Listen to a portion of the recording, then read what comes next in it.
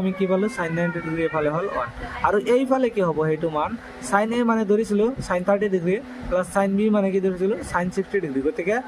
sin 30 degree আৰু sin 60 ডিগ্ৰীৰ মান যোগ কৰিলে কিমান হ'ব গতিকে sin 30 ডিগ্ৰী আমি জানো 1/2 আৰু sin 60 ডিগ্ৰীৰ মান আমি জানো √3/2 গতিকে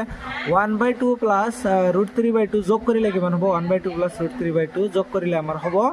1 প্লাস √3/2 গতিকে 1 প্লাস √3/2 আমি এইফালে কিমান পাইছিলো আমি 1 পাইছিলো গতিকে 1 প্লাস √3/2 আৰু ইফালে 1 একে নহল গতিকে এই কথাটো অশুদ্ধ গতিকে sin a plus b sin a plus sin b নহয় গতিকে এটো অশুদ্ধ ঠিক আছে 2 নম্বৰ প্ৰশ্ন চোৱা sin থিটাৰ মান বাঢ়ি যায় যদি থিটাৰ মান বাঢ়ে এটা আমি যদি এটো মান বিলাক যদি চাও দেখা যাব ইয়াৰ পৰা দেখা যাব যে sin থিটাৰ মান দিয়া আছে বিভিন্ন কোণৰ বাবে ইয়াতে চোৱা তালিকাখনত দিয়া আছে